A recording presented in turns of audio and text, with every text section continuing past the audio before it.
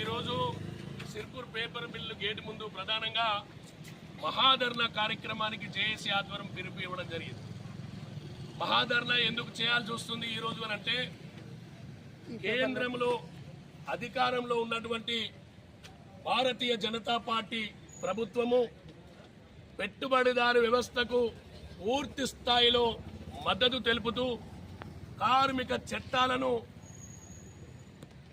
వారికి ఉన్నటువంటి హక్కుల పరిరక్షణ సంబంధించిన చట్టాలను వాళ్ళు పట్టించుకోకుండా దాన్ని తగ్గింపుగా చేయడము, కార్మికుల శక్తిని తగ్గించే రూపంగా మరి యజమాన్యానికి బలాన్ని చేకూరించే రూపంగా 6 కోడ్లు అనేది తీసుకురావడం.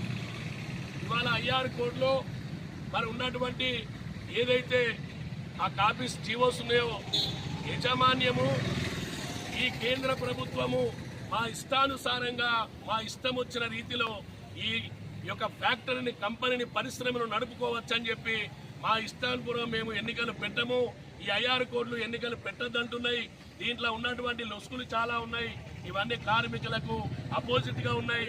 కేంద్ర ప్రభుత్వం సాక్షాత్తు మాకు మద్దతు తెలుపుతా ఉంది కాబట్టి అని ఇవాళ బీజేపీ ఇచ్చిన 6 కోడ్ల మీదనే ఇవాళ కేంద్ర ప్రభుత్వం ఇచ్చిన సపోర్ట్ వల్లనే హైకోర్టులో ఈ యజమాన్యం కేసు వేసింది.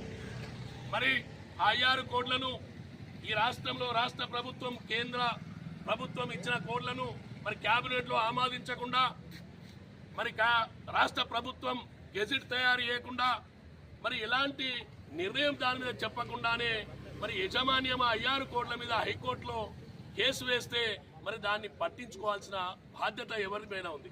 అయితే కేంద్ర ప్రభుత్వంలో ఉన్న ఇక్కడ 2 సెంట్రల్ మంత్రులు ఉన్నారు. మా కాన్స్టిట్యూషన్ లో అధికారంలో ఉంది భారతీయ జనతా పార్టీ ఆదిలాబాద్ పార్లమెంట్ లో. ఇక్కడున్న పార్లమెంట్ సభ్యులు ఎంపీ గారు నగేష్ గారు, బండి సంజయ్ కేంద్ర మంత్రి గారు, కిషన్ రెడ్డి గారు కేంద్ర మంత్రి గారు.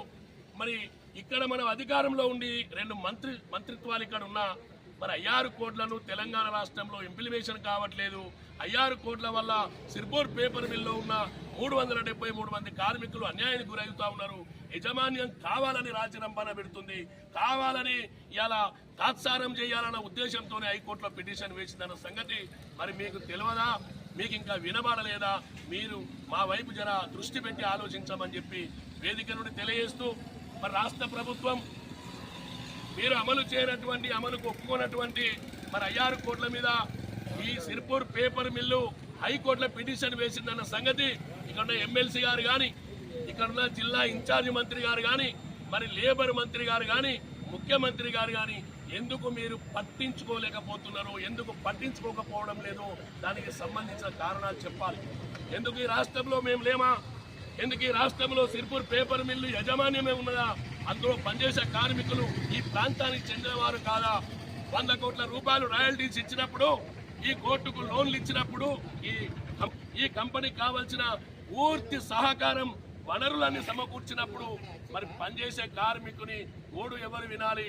పనిచేసే కార్మికుల హక్కుల పరిరక్షణ ఎవరు చేయాలి? రాష్ట్ర ప్రభుత్వం బాధ్యత కాదా?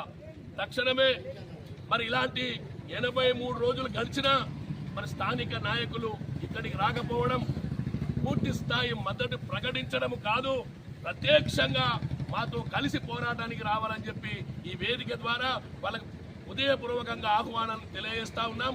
జేఏసీ ఆధ్వర్యంలో నడుస్తూ ఉంది. ఏ రాజకీయ పార్టీ కానీ, ఏ ట్రేడ్ యూనియన్ జెండా కానీ, రాజకీయ పార్టీ జెండా కానీ ఇక్కడ ప్రదర్శించబడట్లేదు.